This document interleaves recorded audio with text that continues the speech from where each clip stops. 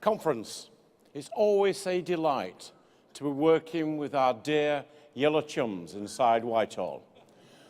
But it's great to be back at a Conservative Party conference. Conservatives share common beliefs: small estate, lower taxes, trusting people, and championing hard-working families. After 3 years in government, it's easy to forget the toxic legacy that Labour left behind. They mortgaged away our future. Labour allowed the benefit bill to double, creating a something-for-nothing culture. And we've been cleaning up Labour's mess ever since. But imagine if the last 3 years had not happened and David Cameron had not walked through the doors of Downing Street. Imagine a parallel universe of a lib-lab government clinging to power today. Labour would have lost the confidence of the markets for failing to tackle the deficit. Mortgage rates would have soared, and after that, taxes too. The Chancellor, Ed Balls, will be extending his so-called mansion tax to ordinary family homes, hitting your garden, your patio, your home improvement with soaring council tax. The Business Secretary unites Baron McCluskey of the Mersey Docks, will be abolishing Margaret Thatcher's trade union reforms and turning the clock back to the 1970s. The Deputy Prime Minister, the ever-cheerful Vince Cable, would still be urging an economic plan B. The Equalities Minister, Harriet Harman, will be making welfare benefits a human right, assisted by a new human rights czar from the Brazilian Workers' Party. And the Home Secretary, Chris Huhne, the newly elevated Lord Huhne of Wormwood Scrubs, will be championing that great Liberal Democrat cause, votes for prisoners.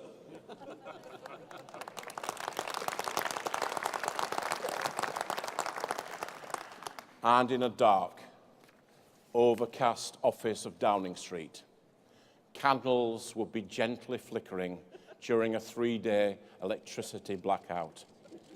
The walls scarred with years of flying Nokias and smashed keyboards. A dour Scotsman will be quietly cursing Tony Blair for the legacy of boom and bust. To his left, Damien McBride, his spin doctor whispering sweet poisons into his ear. To his even farther left, Ed Miliband, his policy wonk, urging higher taxes, price controls and land grabs. In reality, Gordon may be absent, but there's the same old Labour Party. A vote for Labour still means more spending, more borrowing, more debt, more taxes, and a return to the culture of spin. Now, I don't know if you've been reading the McBride memoirs. It's 20 quid for a signed copy.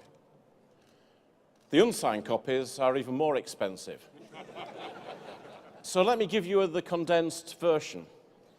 Yes, there is a nasty party.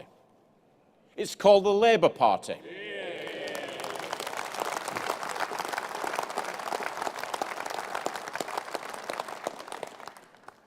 At the next election, there will be a clear choice between a modern Conservative Party or a back-to-the-future Red Ed. Look at the records of both parties. Under Labour, council tax more than doubled. We have worked with councils to freeze it, cutting bills in real terms. Under Labour, house building fell to the lowest rate since the 1920s. Under Conservatives, house building and first-time buyers are back at their highest rate since Labour's crash, thanks to the schemes like Help to Buy. The economy is turning. We have built over 150,000 new affordable homes since the election, with more to come. And we are supporting new family-friendly tenancies in the private rented sector. Labour built nothing but resentment. Take Ed Miliband's latest plan to confiscate private land and to build over the Greenbelt, resurrecting the old eco-towns, the zombie policy that will not die. It's the same old Labour. Hard-working families, hard-working people still pay the price for Labour. John Prescott told councils to hike up parking charges, cut the number of parking spaces, and to use parking fines to punish motorists. No wonder that 9 million parking fines are now issued every year. Shoppers drive to out-of-town superstores, just shop online rather than face the high street. So, we will make it easier for hard-working people to pop into the local shop to buy a newspaper or a pint of milk. We will empower local residents to challenge the excessive yellow lines and the unreasonable fines. We will switch off parking cash cameras and the spy cars. We are helping families with the cost of living and supporting local shops. But it's not only Labour that wastes taxpayers' money and interferes in people's lives. Increasingly, the EU interferes in local communities. Take the EU programme called Interreg. I doubt that you've heard of it. You're lucky. It replaces our national boundaries with pan-European regions, such as the Trans-Manche, merging southern counties of England with the north of France. Last week, at a roadshow at the Jules Verne Circus in France, the Eurocrats celebrated this region. Over £100 million of taxpayers' money has been wasted on vanity projects. And what gifts the new citizens of Trans-Manche have received? A new atlas, renaming the English Channel. It's now called Le Pond. Franco-British masterclasses in circus training. Giant puppets and cross-border contemporary dance.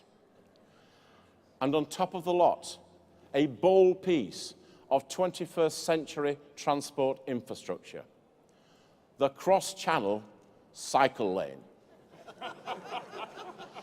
I struggle to see how Labour ministers ever thought it was a good idea. Mind you, of course, Tony Blair did think he could walk on water. These Euro projects are a symptom of a wider problem. In quangos and town halls across the land, public sector bureaucrats think Euro funding is somehow free money. It's not. Every cent of EU grant we get back was British taxpayers' money in the first place.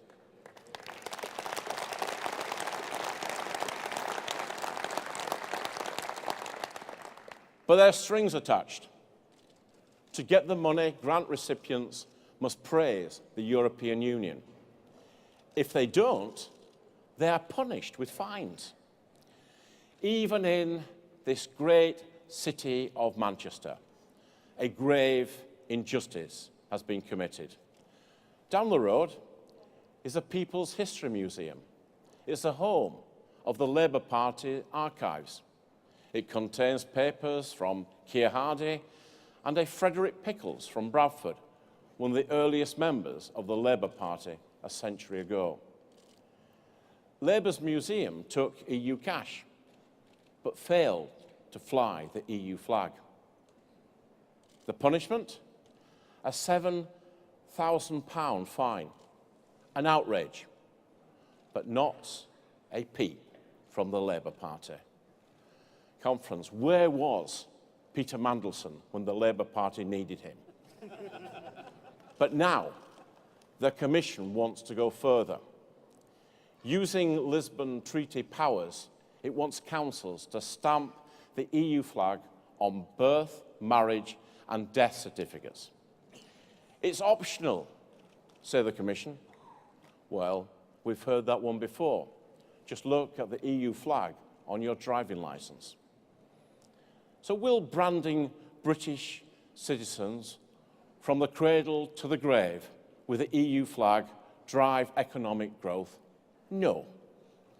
Will fining local community groups help banish the EU budget? No. Will balmy cycle lanes and the EU flying circus make us love Brussels more? 9. Brussels says we need more Europe to save the euro. As Ronald Reagan might have said, more EU government is not the solution to our problems. The EU is the problem.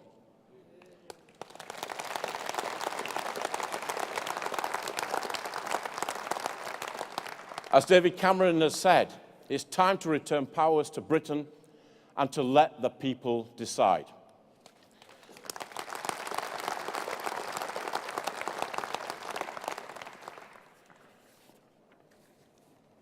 Like Labour, the EU doesn't care about wasting taxpayers' money. But this government has led from the front on the war on waste. My department has cut our administration by a cool £532 million from savings big and small.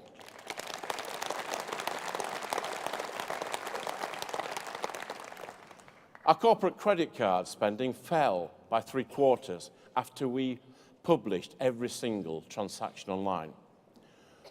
We've cut back on consultants, on temporary staff, and on the marketing budget. We've stopped translating documents into foreign languages.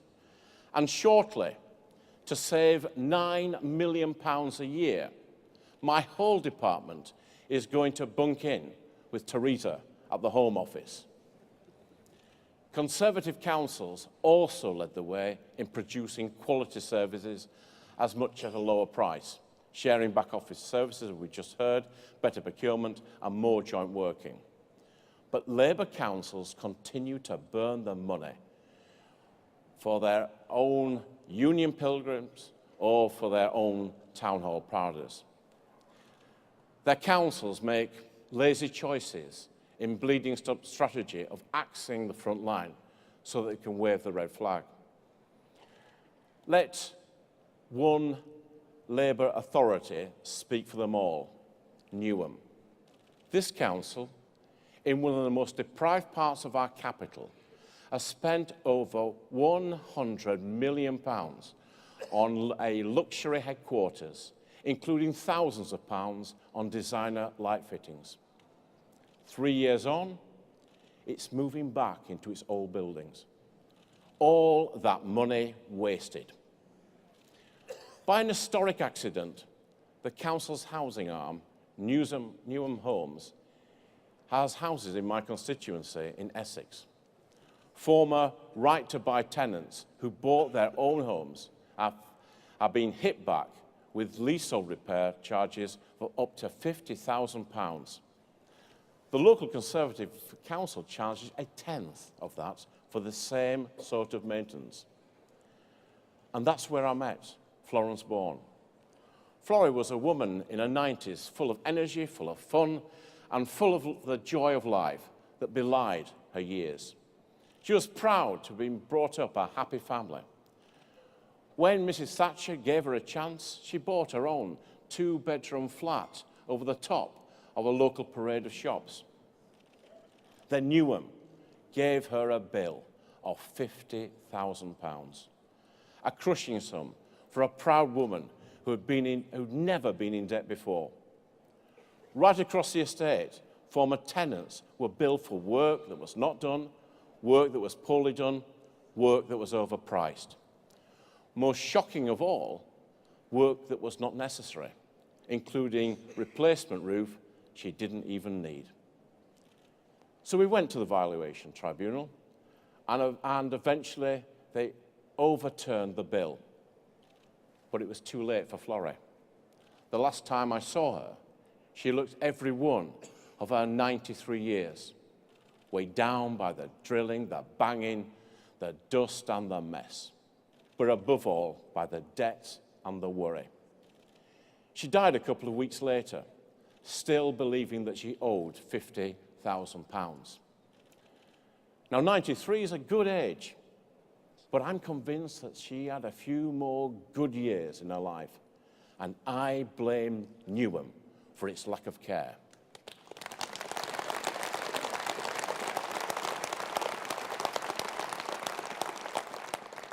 Newham, a council more concerned about the roof over its head rather than the roof over an elderly woman's. This case highlights the scandal of leaseholders being ripped off by inefficient municipal landlords who kicked those who took up the right to buy. We need to increase protection for former right-to-buy leaseholders like Florrie. But this story shows the true face of Labour when in power, both locally and nationally. In May's elections, don't let Labour do to your council what they did to our country. Conference. Conservatives will always be on the side of those who worked hard and do the right thing. We trust the people. We believe in a smaller state. We stand up for the ordinary guy in the face of state bureaucracy. We believe in cutting taxes and charges, helping hard-working people with the cost of living. You know, we promised change. We delivered change. Conservative change for the better.